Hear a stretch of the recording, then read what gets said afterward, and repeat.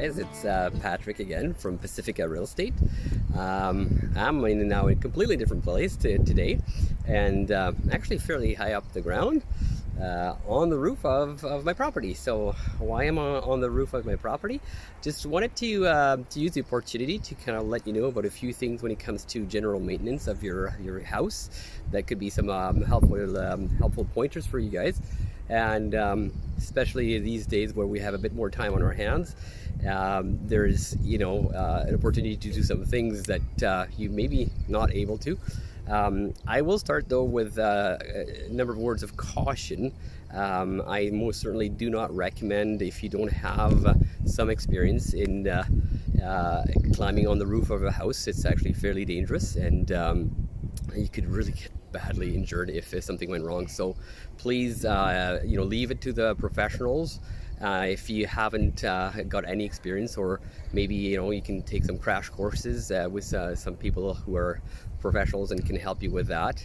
But even if you don't end up climbing on the roof of your house, it still gives you an insight as to what is actually going on your roof, and the things that you should look for, or have an inspector look at it, and what you can do to kind of make sure that you have the regular maintenance of your roof. So I'll talk about two things. One, a West Coast special, which is moss on the roof.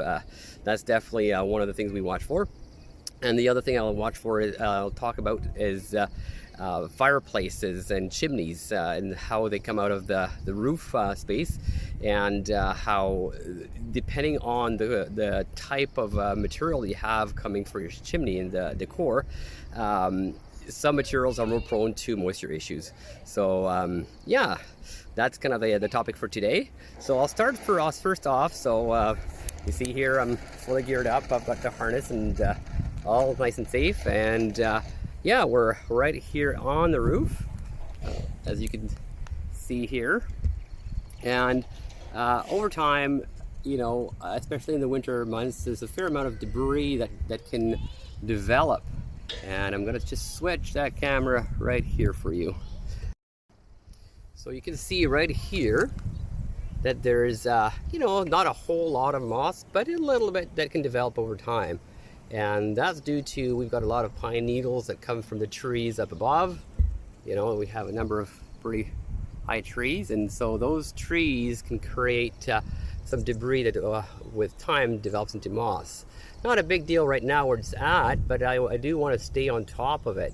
The reason why is because with time, moss has some pretty strong roots, and those roots can create all kinds of havoc in lifting up the shingles and potentially leading to moisture going inside the roof space. We don't want that one bit. So essentially, going up on your roof, clearing the debris is a really nice thing to do. And so you can see the difference. We've already done some work on this one portion of the roof, and it looks all nice and clean. And that will definitely save you a lot of trouble on your roof space, and the longevity of your shingles. So most houses, you'll find they have the fiberglass reinforced asphalt shingle. That's quite the mouthful. But yeah, that has, typically they have about a 20 to 35 year warranty. Realistically, in our climate though, if it goes into the over 20 years, you're doing pretty good. So, but that maintenance and that moss removal is definitely one of the things that will be key.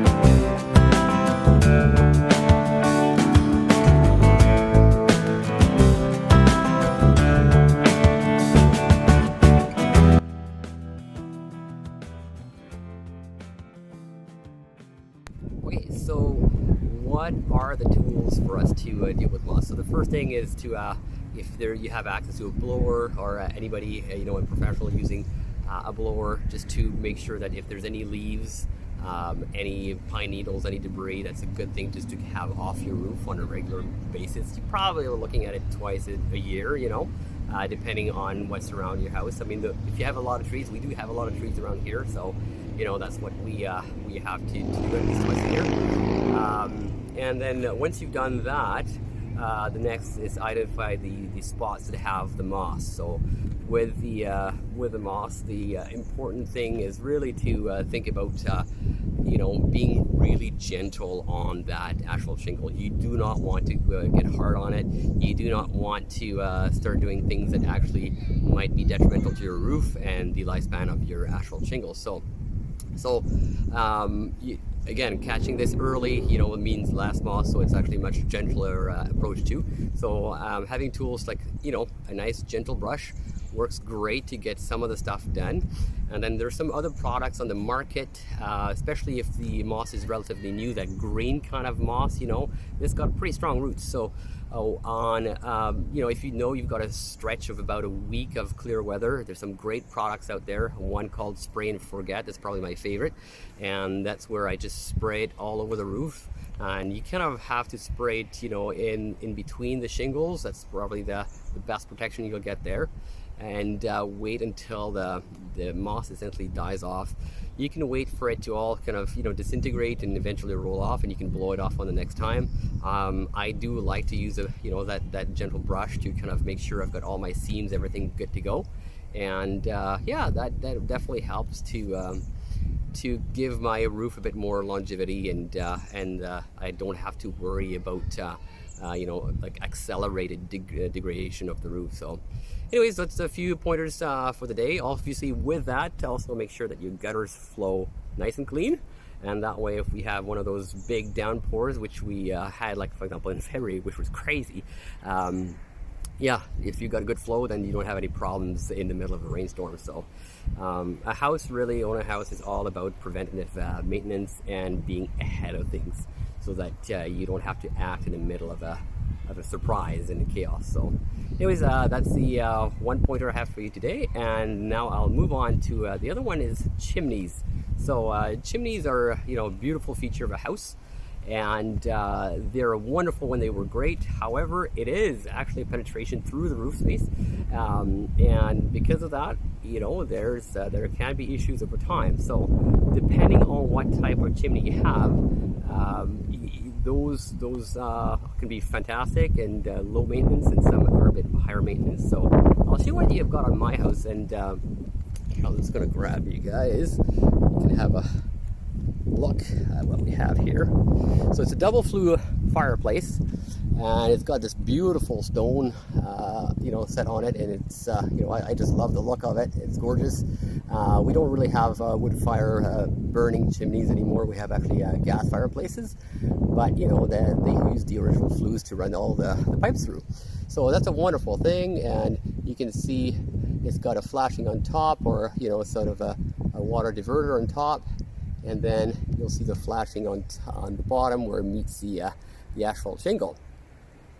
So all fine and dandy, but these types of fireplaces, especially with stone, when you have all this cement work there, they have a bit of an Achilles heel, and that Achilles heel is because of the cement. Cement is porous, no matter how you slice it. And so when you get one of those really heavy rains, you know, prolonged rain weeks, that cement really gets saturated with a lot of water, and that water has a potential then to go right through the attic and into places that you don't want it to go. So you know, how can we stop that? So the best thing you have, first of all, is this little cap here. So this is a concrete cap, and honestly, not super happy with it. Originally, you could see there's a seam right about here. It was two different spots, and I could see the weak point was because there was a spot there.